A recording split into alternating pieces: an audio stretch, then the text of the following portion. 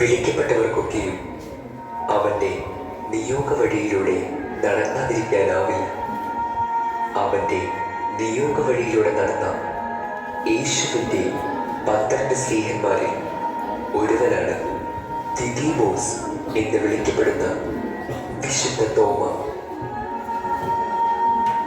ആഴ്ചയുടെ ആദ്യ ദിവസമായ അന്ന് വൈകിട്ട് ശിഷ്യന്മാർ യഹൂദരെ ഭയന്ന് കതകടച്ചിരിക്കുകയായിരുന്നു.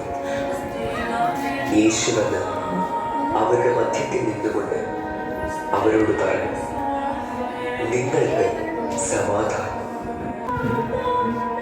12 പേരിൽ ഒരുവനും ദിദിമോസ് എന്ന് വിളിക്കപ്പെടുന്നവനുമായ തോമസ് യേശു വന്നപ്പോൾ അവരുടെ കൂടെ ഉണ്ടായിരുന്നില്ല.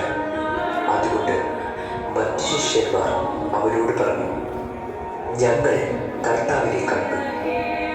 എന്നാൽ അവൻ പറഞ്ഞു, അവൻ്റെ കൈകളിൽ ആണിയുടെ പഴുതുകൾ ഞാൻ കാണുകയും അവയിൽ എൻ്റെ വിരൽ ഇടുകയും അവൻ്റെ പാർശ്വത്തിൽ എൻ്റെ കൈ വയ്ക്കുകയും ചെയ്താലല്ലാതെ ഞാൻ വിശ്വസിക്കുകയില്ല. 8 ദിവസങ്ങൾക്ക് ശേഷം വീണ്ടും അവൻ്റെ ശിഷ്യന്മാർ വീട്ടിലായിരിക്കുമ്പോൾ തോമസും അവരുടെ കൂടെ ഉണ്ടായിരുന്നു. വാതിലുകൾ അടച്ചിരിക്കുകയായിരുന്നു. യേശു വന്ന് അവരുടെ മധ്യത്തിൽ നിന്നുകൊണ്ട് അവരോട് പറഞ്ഞു, നിങ്ങൾക്ക് സമാധാനം. അവൻ തോമസിനോട് പറഞ്ഞു, നിന്റെ വിരൽ ഇവിടെ കൊണ്ടുവരിക, എൻ്റെ കൈകൾ കാണുക. നിന്റെ കൈ നീട്ടി എൻ്റെ പാർശ്വത്തിൽ വയ്ക്കുക. അവിശ്വാസിയാകാതെ വിശ്വാസിയായിരിക്കുക. തോമസ് പറഞ്ഞു, എൻ്റെ കർത്താവേ, എൻ്റെ ദൈവമേ. യേശു അവനോട് പറഞ്ഞു, നീ എന്നെ കണ്ടതുകൊണ്ട് വിശ്വസിച്ചു. കാണാതെ തന്നെ വിശ്വസിക്കുന്നവൻ ഭാഗ്യവാന്മാർ. യേശു ഒരിക്കൽ ശിഷ്യരോട് പറഞ്ഞു, നിങ്ങൾ ലോകമെങ്ങും പോയി എല്ലാ സൃഷ്ടികളോടും സുവിശേഷം പ്രസംഗിക്കുകയും യേശുവിൻ്റെ ആഹ്വാനപ്രകാരം ശിഷ്യരെല്ലാം സുവിശേഷ പ്രഘോഷണം എന്ന ദൗത്യവുമായി ലോകമെമ്പാടും ഇറങ്ങി തിരിച്ചു.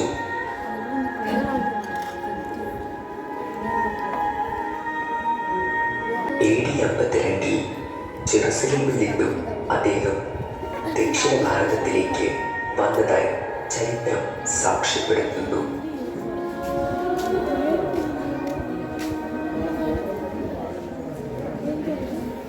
ക്രിസ്തുവിനെ തൊട്ടറിഞ്ഞ ഈ ശിഷ്യൻ ക്രിസ്തുവിനെ പ്രഘോഷിക്കുകയും ഒരുപാട് പേർക്ക് മാമോദീസ നൽകുകയും ചെയ്തു.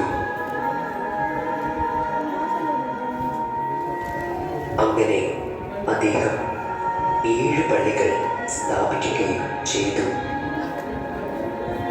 കൊടുങ്ങല്ലൂർ, പാലയൂർ, പറവൂർ, ഓക്കമംഗലം, നിരണം, നിലയ്ക്കൽ, കൊല്ലം തുടങ്ങിയവയാണ് ആ 7 പള്ളികൾ. 7 പള്ളികൾ എന്നാണ് ഇവ അറിയപ്പെടുന്നത്. തിരുവിതാംകോട് പള്ളിയാണ് ഈ അരപ്പള്ളി.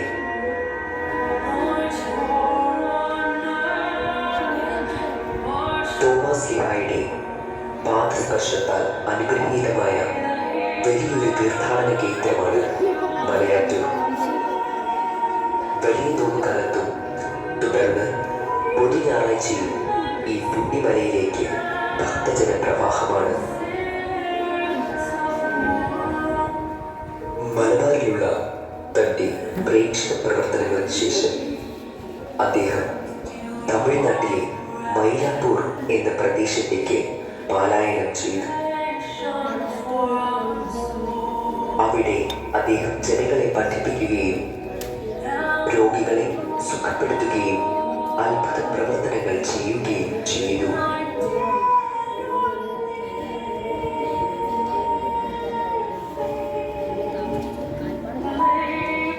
അദ്ദേഹത്തിന്റെ പ്രേക്ഷിത പ്രവർത്തനങ്ങൾ മൂലം ക്രിസ്തു സമൂഹം വളർന്നു പന്തലിക്കുന്നതിൽ അസൂയ തോന്നിയ പ്രമാണികൾ അദ്ദേഹത്തെ മരണപ്പെടുത്താനുള്ള ഉപായം തേടി.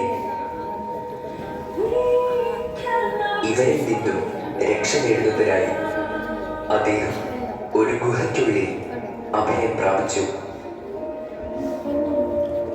എന്നാൽ ശത്രുക്കൾ സ്ലീഹായെ പിന്തുടരുന്നുണ്ടായിരുന്നു.